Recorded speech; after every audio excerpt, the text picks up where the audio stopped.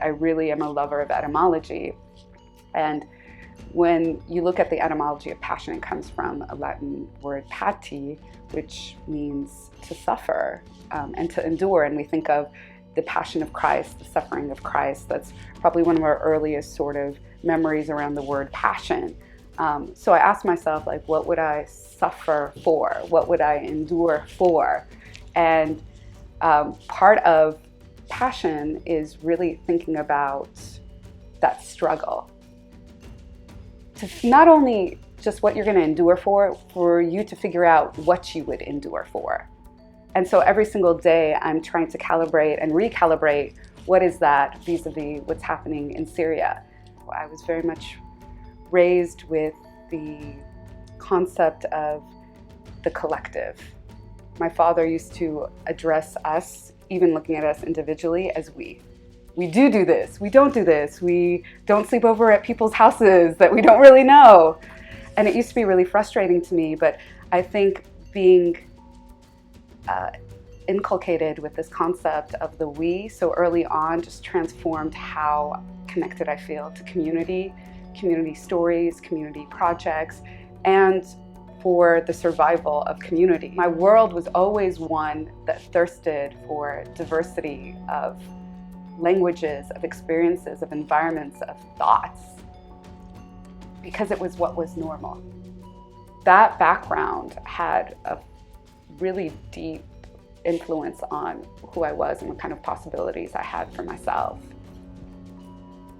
Whether or not you're from Syria, from Lebanon, from what's going on in the Congo, which continues to be so horrific, those are the stories that I want to uplift and amplify and tell, and those are the people and places that I want to witness and also give testimony to. I'm driven by preserving, uplifting community. I'm also driven by human dignity and trying to figure out my place in supporting anybody in their struggle and fight for human dignity. There's this passage in the Quran, Surah 49, verse 13, that says, "We have created you from tribes and nations so that you know one another." And what is beautiful about this verse is that it's basically saying that there's a unity in diversity.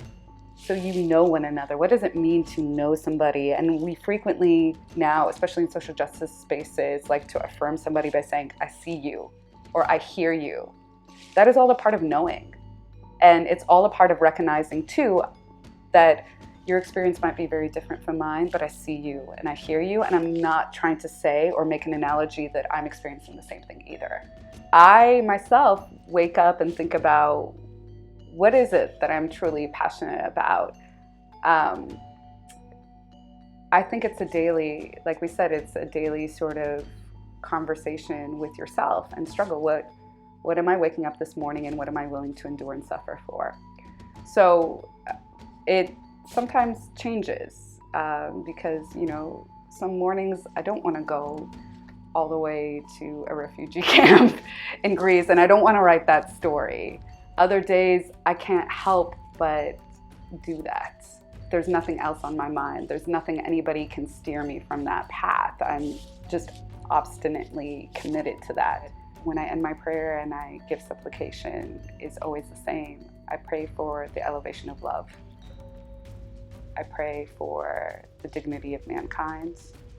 I pray for my own authentic self-revealing so I can continue to learn who I am and what I'm willing to suffer for.